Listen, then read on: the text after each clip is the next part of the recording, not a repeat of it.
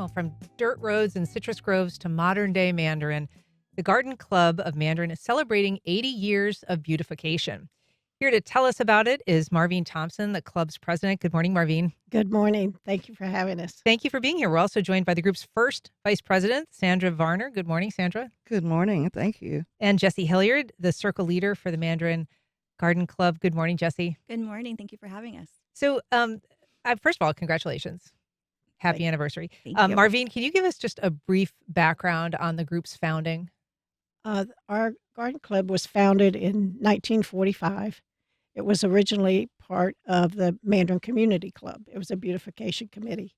And when the ladies were looking for a building to have their own, they had a flood back in that day, and they looked for a property to build their own building to start their own garden club to help the beautification of the Mandarin area. Yeah. And it's still standing. The building's still standing to this day, 80 years later.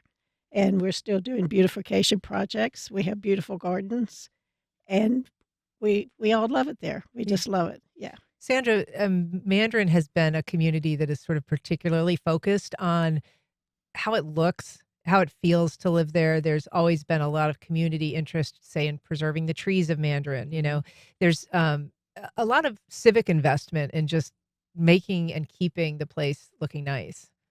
How has the Garden Club interacted with that or advanced that goal? Over the years, the ladies helped maintain back in the 70s and 80s. The ladies helped maintain the roads and the medians along Mandarin Road. And we helped preserve the oak trees, especially, and trimming them and weeding the medians. So the ladies were very civic minded and very active, even though back then they wore dresses and gloves and hats and all of that, and it was so cute to look at the pictures, but they were very involved. They even had one time in the 70s where they adopted a road. They adopted part of San Jose Boulevard to maintain. So we're still trying and striving to do that now with the new people. We have a good group of people, and they're really excited about things to come in our community. Jessie, I guess you count as one of the new people. I do. Yes. So tell us a little bit about what appealed to you about joining the Garden Club, and what is about it is it has kind of a current appeal. Okay. The Garden Club, for me, was introduced by a close friend, and it's been just a great sense of community since joining 3 years ago. And it's just a wonderful place to be. There's so much to do. There's so many activities to get involved in. And it's just a sense of belonging and friendship and community. And do you have to come to the club with great gardening skills? Do you have to have a green thumb? no, absolutely not. It's all walks of life, all levels of gardening. You don't have to know anything. You can know everything.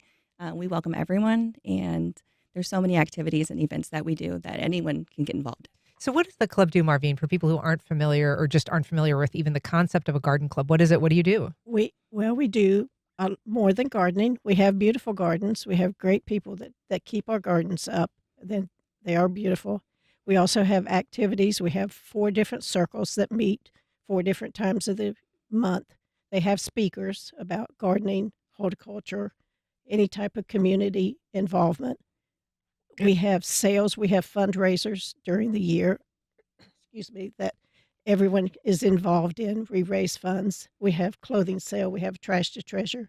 We have plant sales, and we have crafty ladies. We have a craft circle that meets once a week, and that do goodie bags for Meals on Wheels every month, and we support the food bank in Mandarin. The group itself and the building, was actually sort of a very strong movement by a couple of the women who at the time signed the mortgage on the building without their husbands knowing, which was a radical act at the time. Correct. Yes. How does that, just the identity of women and kind of their role, inform the work that you guys do, or just sort of the approach of the club?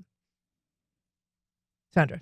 Oh, okay. I didn't know you were talking to me, but that's fine.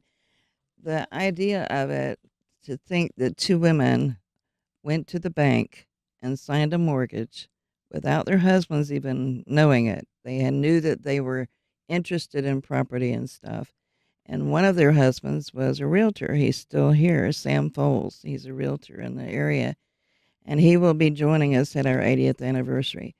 But they were just determined and loved the property and loved their community so much. They wanted to get things started, and, why not?